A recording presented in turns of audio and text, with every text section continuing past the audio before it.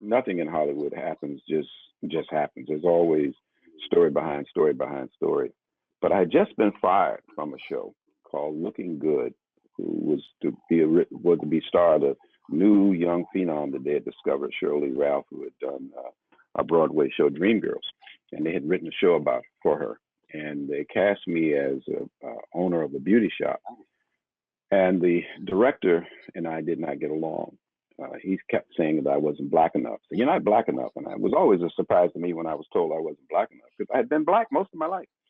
So he and I got into it a couple of times, and he kept taking away some of the dialogue and trying to make them more foolish, more stereotypical. And he and I just locked heads.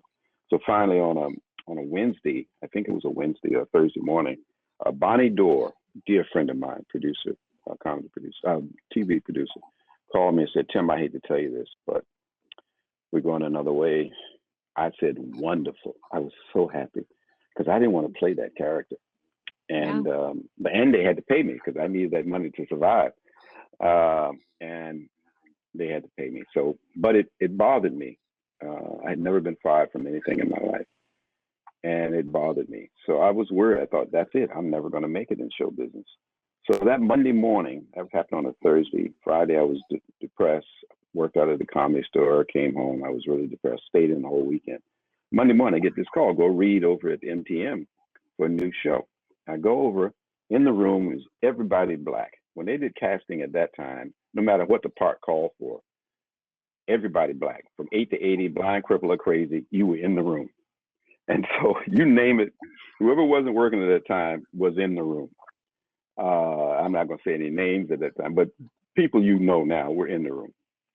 And I looked at the script and it said, he comes in with a big hat, ermine fur coat, and his first line was, "Yo mama." And I was like, oh no, not again. So I didn't read the sides. I wanted to walk out, and I said, no, I'll just sit here. I'm tired of this. I'm going to tell them what I think. So when they called me to go in, I sat down and everybody was in the room. Grant Tinker, Jay Sanders, who was the pilot king, and a bunch of people. And they asked me what I thought. I said, well, I don't know that I would want to be 60-something years old and have somebody say, "Hey, Venus Flytrap." I said, that don't seem like the career that I was hoping for. And the producer and writer laughed. And I said, and besides, I come from a black community. I was born in segregation, raised in all black, what you call colored town. I said, and the DJs they didn't look or act the way they were on radio. They were two personalities. There was this radio jock, and then the real person was like, you wouldn't believe who they were. Most of them were overweight, and they, and he said, and the guy said, the producer said, Hugh Wilson, he said, "You're right."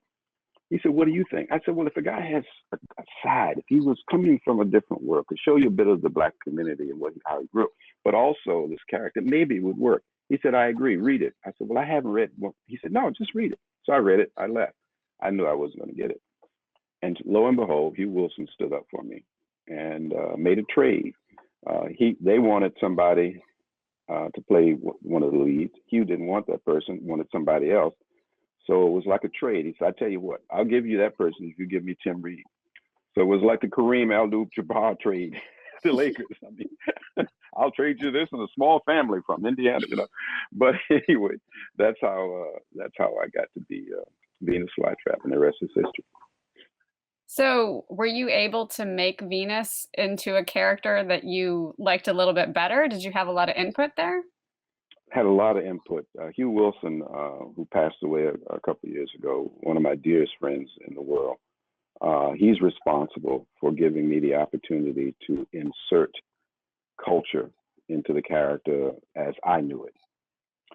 He was a great writer, and he would say to me, "Tell me about yourself." And I was going through some Eastern religions at that time, the gong, candles, and all that stuff, astral projection. I was going through all these Eastern religion searches, and he began to incorporate in the character. And he said, "Bring in your stuff." So I brought in my gong. I had just had the pleasure of seeing Bob Marley perform live after that 73 new act. He was in Santa Barbara. I went up to saw him, and I was just like like I had been converted to reggae. I was like, oh, so I kept saying, I want to play Bob Marley. And we picked our own music. So I started picking Bob Marley music, and Lively Up Yourself, I think was the first one I picked. I had his picture on the wall. So I began to bring in things that I was interested into. He let me pick my own clothes, not only my music. So I had wardrobe design stuff for me, you know, and he let me wear. And the other thing is, I wanted to wear. Lonnie Anderson said, "Tim, you ought to wear an earring because you're really hip." And I seen that. I said, "An earring." So I decided to put an earring on. Right. The network went crazy because no black man on television had an earring. It was myself and Ed Bradley from 60 Minutes. So because he was a veteran of Vietnam, they allowed him to wear one. Me in prime time, I don't think so. Well, they went all the way to the board of directors to vote. And somehow Hugh Wilson stood up for me and they allowed me to wear the earring. And then I grew a beard from the pilot to the regular series. The beard was a big thing. The only other person on television with a beard and earring was Ed Bradley of 60 Minutes. So I remember meeting Ed Bradley at a function, and we walked up each other and hugged, and we said, homies. He said, isn't this something? We were the only two people in all of television allowed to wear a beard and an earring, and it went all the way to the board of directors at the network, CBS, and only on CBS for years.